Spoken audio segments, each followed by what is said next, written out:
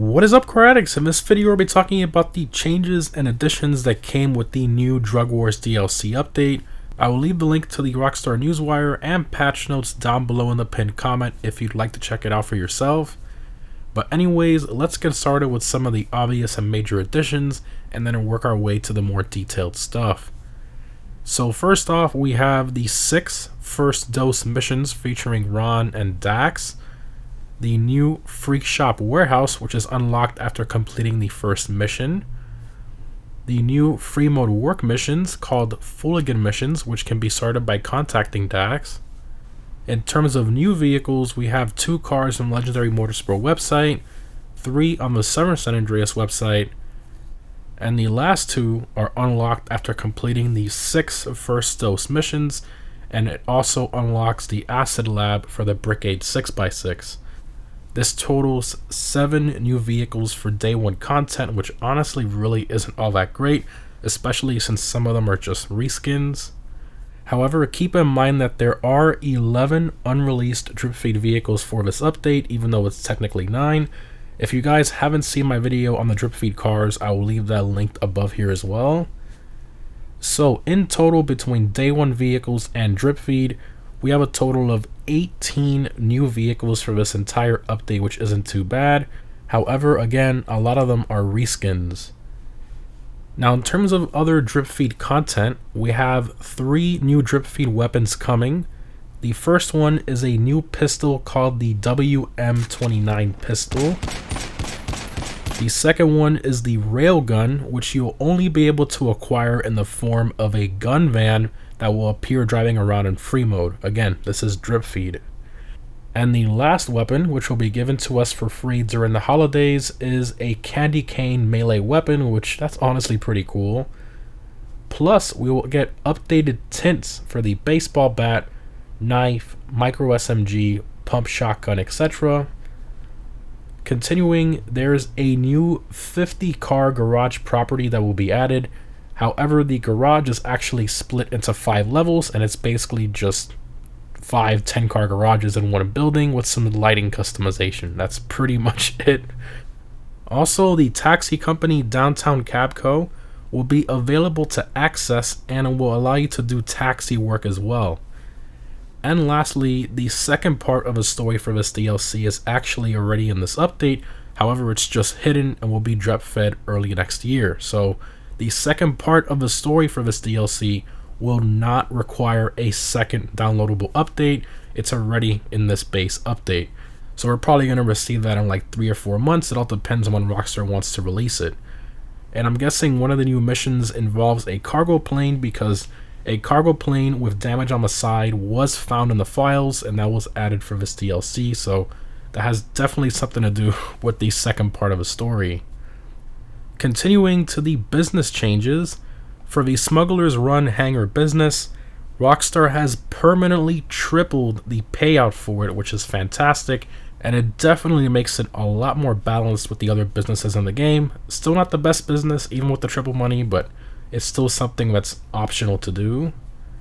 For the Import-Export vehicle cargo selling missions, you will now get a bonus for selling them in public sessions with multiple players, so that's pretty great there. You can earn $40,000-$50,000 extra selling an Import-Export car in a full session.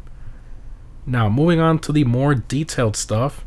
Once you acquire your Brickade 6x6 Acid Lab, you can actually give it a custom name.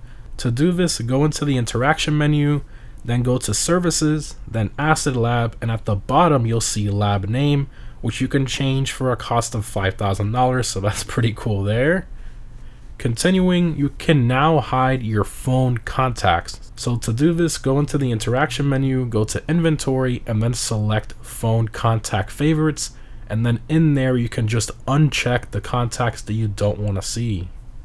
Continuing, the Agatha Baker casino missions can now be done solo for those of you who haven't played them, and I would highly recommend doing so if you haven't already, because for those of you who don't know, these missions actually give you a free car when you finish them, and that car is the Armored Paragon, which is very, very cool. Moving along, bicycles can now be called from the mechanic, which is pretty cool.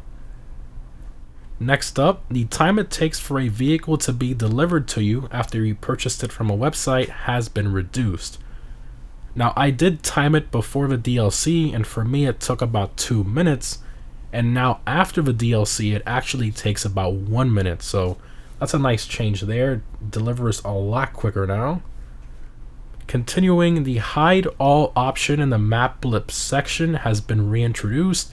So Rockstar took it away with one of the updates and now they brought it back again. Also, select weaponized vehicles like the Ardent and the Night Shark can now be used in races, which is something the community has been wanting forever. Finally, it took them forever. It's been years that we've been wanting that. So again, we can finally use the Ardent and the Night Shark in races. Next up, for those of you who remember when the last DLC released, Rockstar actually reduced the handling flags on cars like the Entity XXR, the Dominator GTX, the Ocelot Swinger, etc., which made them go quicker over bumps compared to before, and they were able to handbrake boost as well, which was amazing. Well, Rockstar has reverted that. Now they're back to the way they were from a long time ago. They go slower over bumps again, can no longer handbrake boost. That's a real shame. However, on the bright side, they did not mess with the tuners cars. Those still can handbrake boosts and all that stuff, so those are fine. It's just the old slow handling flags that were affected, which that's a real shame. But anyways, next up, for those of you who remember with the last DLC, the Sterling GT was accidentally given armored windows like the armored Kuruma. Well, that's now been removed as we all expected. I mean, that was a mistake. Obviously, they weren't going to keep that in game. Continuing, the Toreador is no longer usable in heist setup missions or finales anymore, which is very unfortunate since it made them a lot easier. I guess it is what it is. You have to use the Vigilante like we used to. Moving along, we have over 200 items of new clothing available. The most notable ones are the new shoes that are called Uglies, which are based on Crocs, which I find absolutely hilarious to see about in GTA Online. That's awesome. I actually really like that addition. Now, in terms of nerfs, as I'm sure most of you already know, with the last DLC, they nerfed the Gallo Perico heist by giving it a cooldown. Well, they've nerfed it again this time. So, bodyguards can now be alerted if they see a dead body in their path. So you have to be very careful which guards you kill, because now you also have to kill other guards that walk that path. Now, this definitely seems like it's going to be a bit annoying, but like everything, I'm sure once we get the hang of it, everybody will kill the exact same few guards and it will be easy again, but it's just something extra we have to learn. It is what it is. Moving along, they've added some things to the creator. So the RC Bandito is now available as a special vehicle type. They've also added a ton of updates to the Deathmatch creator, including play area settings, death score modifiers, and more. And for those of you on Next Gen, there is now an HSW race creator, which is very cool, and the prop limit for normal races has been increased to 300, which that's pretty crazy. Again, that's only for Next Gen. Now, in terms of other additions for Next Gen, you no longer have to complete the House intro race in order to have access to the HSW upgrades, and ray tracing has finally been added in fidelity mode, which gives you incredible reflections off windows and glossy surfaces. I mean, it really does look good. However, do keep in mind that in fidelity mode, it limits you to 30 FPS, so I think this is really only a feature you should use for like photos and stuff like that, because for normal gaming, I think it's definitely a lot better to keep that 60 FPS. Once you get used to 60 FPS, you really can't go back. The 30 FPS, it's just honestly terrible. I'm not a fan, so I'm definitely going to stick with performance and performance RT to keep that 60 FPS, and then use the fidelity mode for like photos and stuff like that. And lastly, they have fixed a ton of little bugs and glitches for all the businesses, missions, loading screens, properties, and more. Again, I'll leave a link to the full patch notes down below in the pinned comment if you want to see those for yourself. Again, I didn't cover every little change in this video, but I did cover most of the major ones. Anyways guys, hope this was helpful. Let me know down below in the comments what your favorite additions slash changes are for the new Drug Wars DLC update. Also, what you disliked the most from the update. Personally, I think this DLC feels very small and rushed in a lot of aspects, especially the cars. Almost every single vehicle has something wrong with it. For example, the Entity MT has the slow handling flags, obviously an oversight from when they reskinned the XXR for it. The 300R has an off-center steering wheel. The Journey 2 and the Surfer Custom have no interior customization. The first Dose missions are honestly pretty boring for the most part. Now the last two, those are pretty good, but like the first four, I'm not really too much of a fan. And overall, I'd say this is probably one of the most underwhelming DLCs we've had in a while, and that's probably why we didn't get a trailer before the release.